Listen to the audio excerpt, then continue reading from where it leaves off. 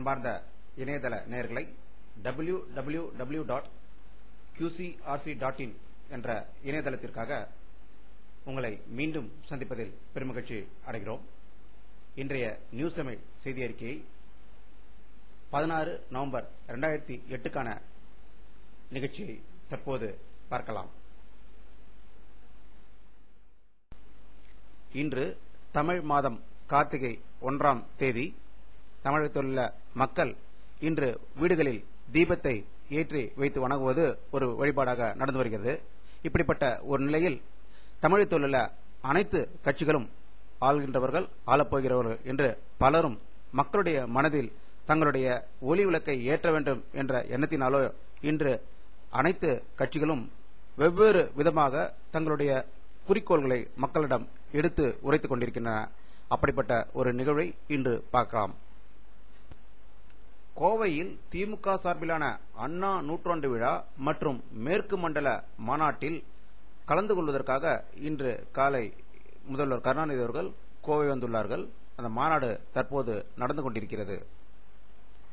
தமிழகத்தில் தொடரும் மின்வெட்டை கண்டித்து அதிமுக சார்பில் இன்று 16ஆம் தேதி ஓசூரில் ஆர்ப்பாட்டம் நடைபெறுகிறது. இத்தகவலை அதிமுக பொதுச் செயலாளர் ஜெயலலிதா தெரிவித்துள்ளார். விடுதலை சிறுத்தை கட்சி தலைவர் திருமாவளவன் இன்று நிருபர்களை சந்தித்த போது தமிழக முதல்வர் கருணாநிதி அவர்கள் தலைமையில் அனைத்து கட்சி தலைவர்களும் பாரத பிரதமர் மன்மோகன் சிங் அவர்களை சந்தித்து இலங்கை தமிழர் காக்க உடனடியாக நடவடிக்கை மேற்கொள்ளப்பட வேண்டும் என்று அவர் இன்று நிருபர்களிடம் கூறியுள்ளார். விலைவாசி உயர்வு, மின்வெட்டு ஆகியவற்றை கண்டித்து தமிழகம் முழுவதும் தேமுதிக மகளிர் அணியினர் இன்று ஆர்ப்பாட்டம் நடத்தினர். சென்னையில் நடந்த ஆர்ப்பாட்டத்தில் அக்கட்சியின் தலைவர் விஜயகாந்தின் மனைவி பிரேமலதா தலைமை தாங்கினார். இலங்கை தமிழர்களுக்கு ஆதரவு தெரிவித்தும் இலங்கை இனப்படுகொலையை நிறுத்தக் கோரியும் நடிகர் விஜய் இன்று சென்னையில் உண்ணாவிரதம் மேற்கொண்டார். நாமக்கல்லை சேர்ந்த திரு கோபிநாத் என்ற ரவுடி சேலம் அருகே இன்று போலீசாரால் என்கவுண்டரில் சுட்டுக் கொல்லப்பட்டார்.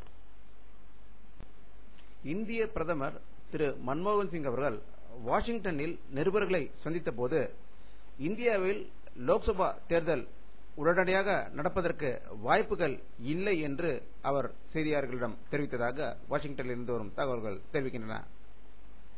டெல்லியை சேர்ந்த பாரதிய ஜனதா கட்சி எம்எல்ஏ மற்றும் பேரவைத் தேர்தல் வேட்பாளருமான புரன்சந்த் யோகி 73 வயதுடையவர் இன்று ஞாயிற்றுக்கிழமை காலை தூக்கிலிட்டு தற்கொலை செய்து கொண்டதாக அங்கிருந்து வரும் செய்திகள் தெரிவிக்கின்றன.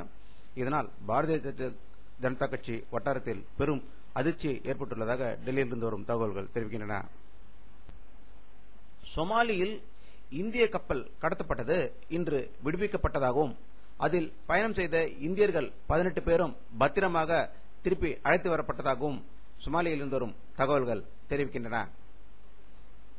மேற்கு ஆப்பிரிக்க நாடுகளில் ஒன்றான பர்கினா பசோ என்ற இடத்தில் பஸ் லாரி மோதி தீ விபத்தில் 66 பயணிகள் உயிரிழந்ததாக அங்கிருந்து வரும் தகவல்கள் தெரிவிக்கின்றன. வானிலை அறிக்கை. இன்று மதியம் 1 மணி அளவில் சேட்டலைட்டிலிருந்து எடுக்கப்பட்ட படத்தை பார்க்கிறீர்கள். நேற்று ஆந்திராவில் மேகமூட்டமாகவும் பெரும் புயல் மேகம் இருப்பதை நாம் பார்த்தோம். இன்று அது மழையாக பெய்து ஆந்திராவை கடந்திருப்பதை நம்மால் பார்க்க முடிகிறது. தமிழகத்தில் மேகமூட்டங்கள் எதுவும் தெளிவாக இல்லை என்பதையும் இதில் தெரிகிறது. இத்துடன் இந்த செய்தி அறிக்கை நிறைவடைகிறது.